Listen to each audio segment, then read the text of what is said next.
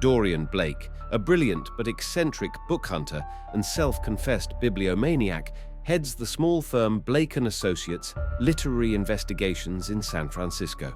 From their loft-style office on Clementina Street, Dorian and his teammates track missing manuscripts, authenticate dubious discoveries, and navigate a shadow world of collectors, auction sharks, and occult bibliophiles. Each case is a mystery whose solution hinges on deep book lore, forensic bibliography, and treacherous human motives.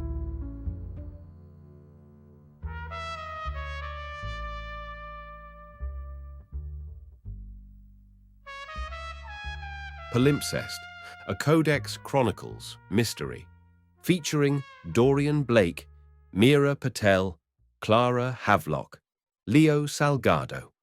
Introducing Vespasian Crow, a rogue librarian whose silence hides 1,000 betrayals. Prelude, the librarian of smoke. Before he became a rumor in the margins of security logs, Vespasian Crow was simply Marco Benedetti, son of a cobbler who repaired the shoes of Florence's scholars. While other children chased pigeons along the Arno, Marco sat on a broken stool beside his father's workbench, copying the titles stamped in gold on professors' leather satchels: Codex, Annales, Apocrypha. Words, he decided, carried more weight than any soul. At 17, he bluffed his way into the Scuola del Libro in Urbino by forging a recommendation from a dead canon. There he learned the sacred mechanics of vellum, the alchemy of iron gall ink, and, more important, the fatal weaknesses of archive protocols. If knowledge was a cathedral, the back door was always a bored clerk with an outdated badge. By 26, Marco, now calling himself Vespasian after the Roman emperor who taxed public urinals, was chief acquisition officer for the Laurentian Library in Florence. His rise startled the bibliophilic old guard. His methods appalled them. He paid informants in cryptocurrency, bribed longshoremen to mislabel shipping crates, and once traded a Vermeer chalk study for a portfolio of censored samizdat, insisting, "Great art can tolerate sunlight. Fragile truths cannot." The scandal that exiled him never made the papers. During a hush-hush Vatican digitization project, Vespasian discovered nitrate negatives of a suppressed papal bull condemning the silent complicity of European banks during the Second World War. The church wanted quiet ingestion, but the media titan Silas Albrecht wanted permanent burial. Vespasian accepted Albrecht's fee on one condition: a lifetime contract for future silences. The deal soured when an under-archivist leaked a single frame. The Holy See blamed Vespasian and blackballed him from every certified repository on the continent. Exile sharpened him. He built a nomadic network of hench archivists, disgraced conservators, round-the-clock hackers, and mercenary librarians with long memories and short morals. They called themselves Corvi Aquilini, Raven Eagles, after the double-headed crest still stamped on the lead seal that arrived with every forbidden commission.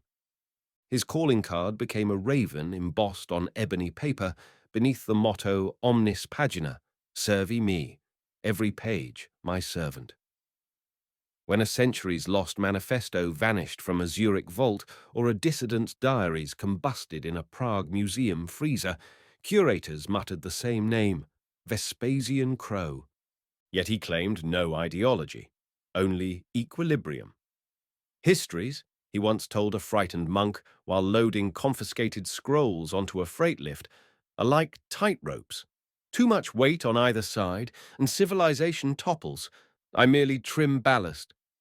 He worked from silence, sent orders in stenographic riddles, and traveled with a fountain pen whose retractable nib doubled as chloroform needle, a quill for permanent redactions. Every flame he lit fed a myth that Crow could erase not merely lines but entire lifetimes from the collective shelf. Now, in San Francisco, a 9th-century palimpsest flickers back to life, and the man who sells oblivion feels the ground tremble beneath his careful balancing act. For if truth truly lives in the mist, then even the librarian of smoke must fear a sudden shift in the wind. Erasure. From some crumbling tower, the bells of Terce had only just ceased their iron chant when Brother Leonides began the work that would damn his soul to generations of archivists. Ravenna, 876 CE. By guttering tallow, Brother Leonides scraped sharpened pumice across calfskin, flensing scripture from scripture. Gone would be the ink that named a woman among the 12, a shepherd among Caesars, a rebel gospel too incendiary for imperial bishops.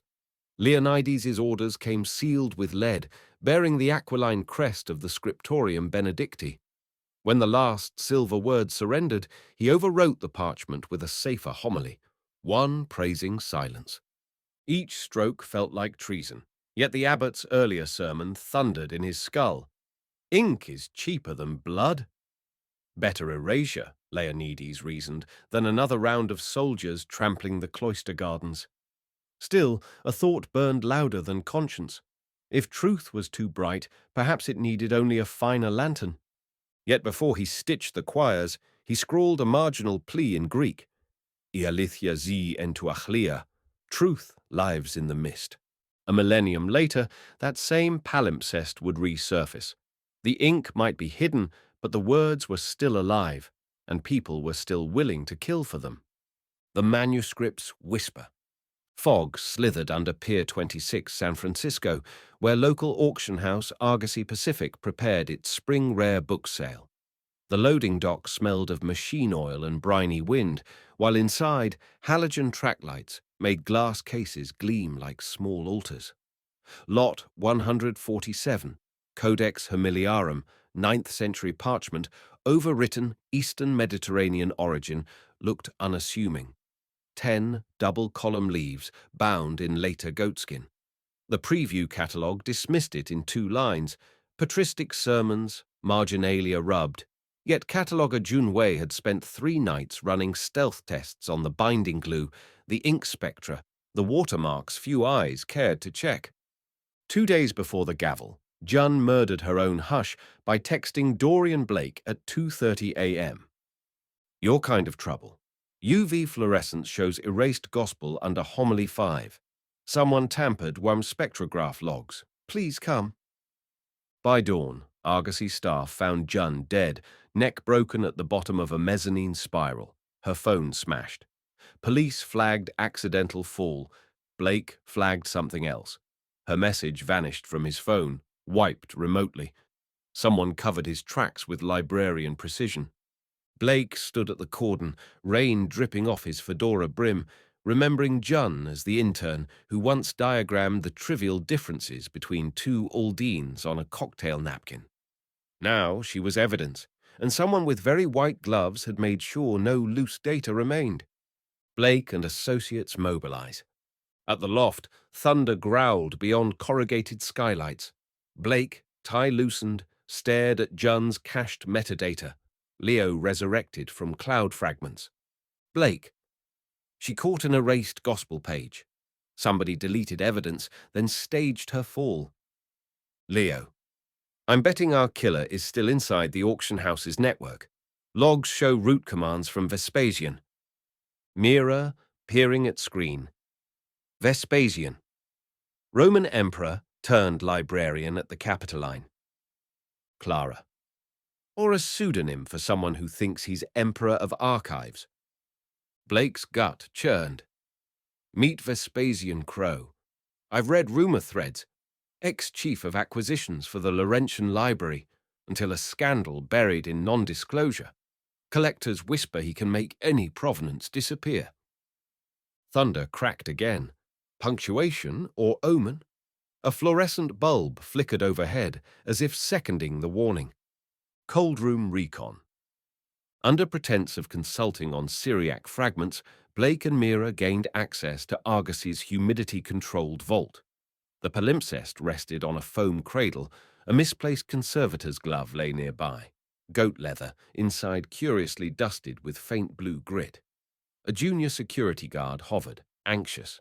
Mira pacified him with a mini-lecture on mold spores, buying them extra minutes. Mira, quietly, after the guard left. Smells of sodium dithionite, bleaching agent used to lighten undertext for imaging, dangerous in amateurs' hands. Blake unfolded his portable multispectral rig. At 365 nanometers UVA, ghostly Greek lines flared between Latin rows. He read aloud. Mary spoke, and the teacher listened. The letters shimmered pale lavender, as if unwilling to return fully from their long burial. Mira's breath caught. That isn't canonical. And see, line guttered by knife stroke. Clara radioed from a corridor vantage. Auction floors cleared except a janitor with a rolling bin. She sent a photo. The janitor loaded computer towers, hard drives, into a freight elevator. Leo. Digital evidence removal. Blake whispered, Vespasian Crow is cleaning house. They had minutes. He felt the familiar adrenal melody, equal parts fear and exhilaration, rise in his chest. Elevator confrontation. Clara intercepted the freight lift on level B. The janitor, tall, stooped, ID badge blank, met her eyes with librarian detachment. Clara. Where to with Argosy property?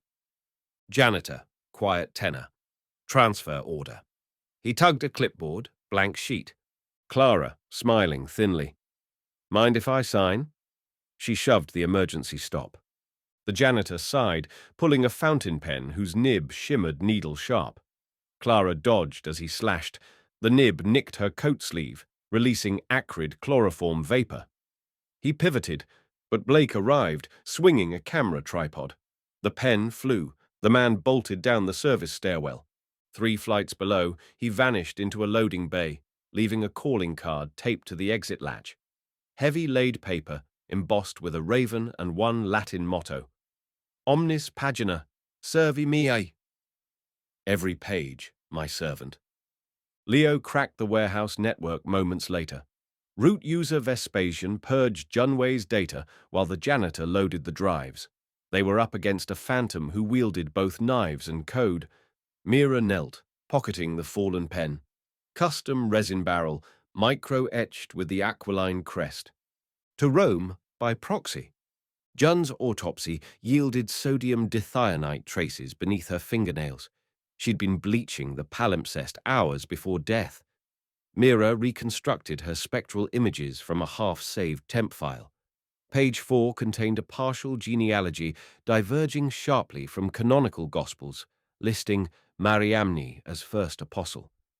Blake phoned a Vatican contact, Father Santini, Jesuit paleographer. A crackling overseas line carried the priest's weary sigh.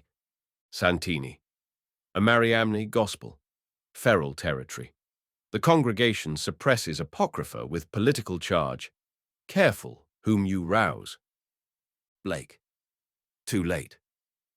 Santini warned of a rogue archivist fired years prior for smuggling nitrate negatives. He renamed himself after Emperor Vespasian, approach with gloves and body armor. Argosy Pacific pulled lot 147 from the sale, pending legal review.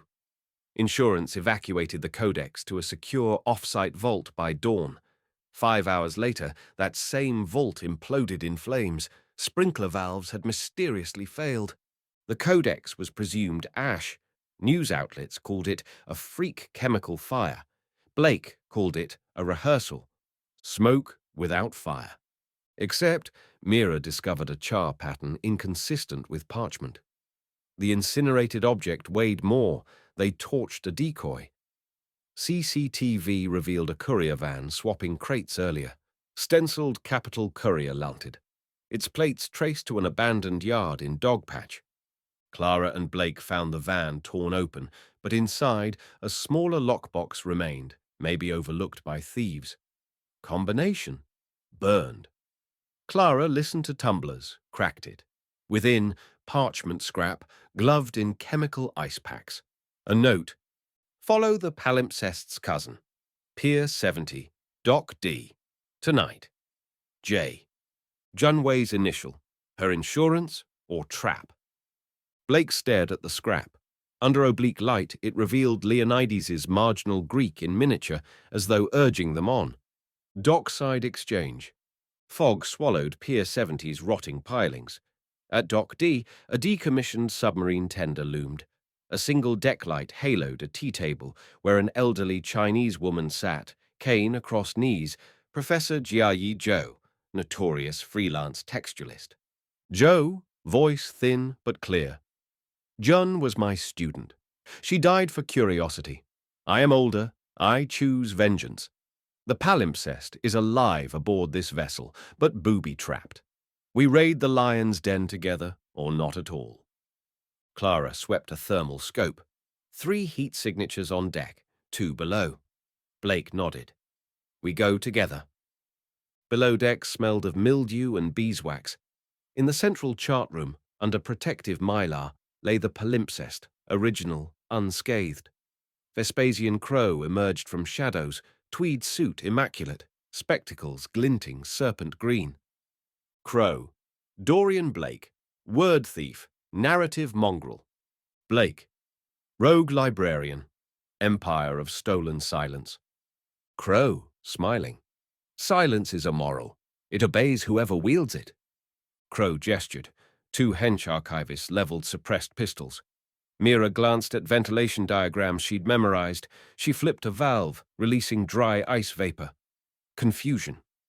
Joe swung her cane, hollow, concealing a taser, dropping 1 gunman. Clara tackled the second.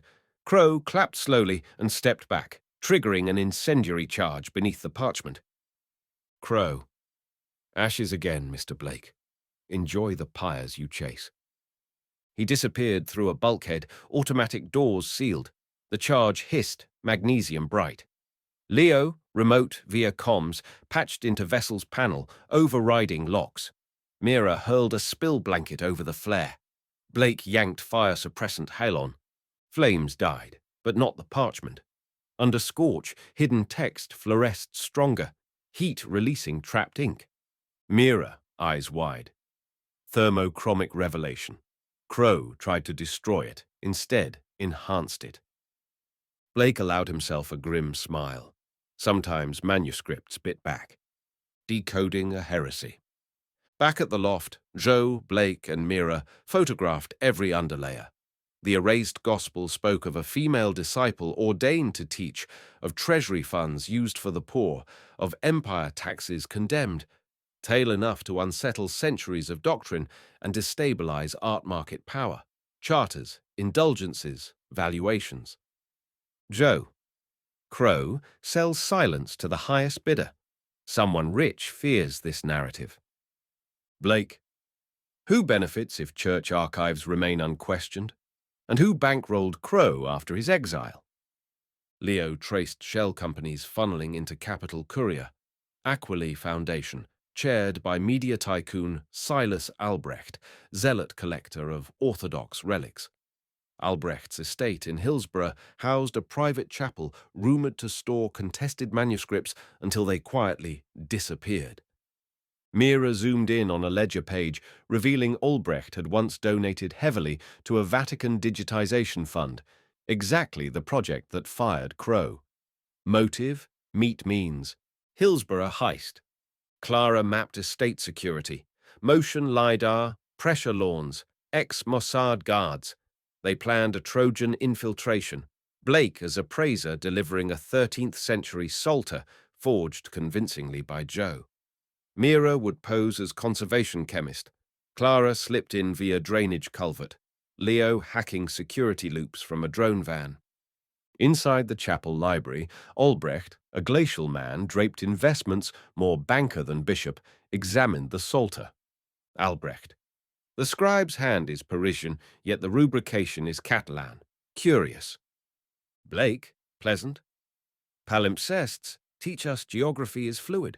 Q. Silent alarm. Blake's hidden EM tag pinged Clara's receiver. She located a vault beneath altar. Laser grid, keypad biometric to Albrecht's iris. Leo, I can spoof iris from a high-res photo. Clara. Need close-range capture. Mira feigned fainting. Albrecht knelt, removing spectacles. Blake snapped covert macro shot. Within minutes, Leo generated a contact lens iris emulator via microdisplay. Clara applied, danced through lasers, popped vault. Inside, refrigeration stacks labeled suppressed codices. Among them, a shipping crate coded to Argos's lot 147 manifest, empty. But a data cartridge contained Crow's invoices, service contract to erase digital traces and retrieve artifact for ceremonial immolation at Albrecht's Feast of Pentecost. Clara exfiltrated, but a guard spotted wet boot prints. Alarm swelled. Mira dosed lights with photoluminescent powder causing flicker. Confusion allowed escape to culvert. They fled under hedges of night-blooming jasmine. Sirens wailed like liturgical lament. Behind them, Albrecht roared liturgical curses. The betrayal of G.I. Joe. Celebration was short. Back at the loft, Joe spiked black tea with scotch and toasted June's memory. Hours passed in uneasy camaraderie. Rain drummed Morse on skylights, while Leo streamed Gregorian chant as ironic lullaby. Yet at 3 a.m., Clara caught Joe on CCTV sneaking into the safe room, plug extracting the palimpsest, packaging it in acid-free sleeve. Clara. Professor, planning a midnight stroll. Joe, calm. I buried too many students. My price is vengeance. Albrecht wants ashes. I want leverage. She had arranged to meet Crow on Twin Peaks Overlook, trade codex for assassination instructions on Albrecht. Truth, it seemed, charred everyone who touched it. Blake, gently. We save pages, not bury people. Joe's eyes brimmed. Then save me from emptiness. She relinquished the codex, but not before revealing microdots she'd photographed, hidden on her cane. Insurance in case. Mira silently slid a cup of chamomile within reach, as much absolution as she could offer.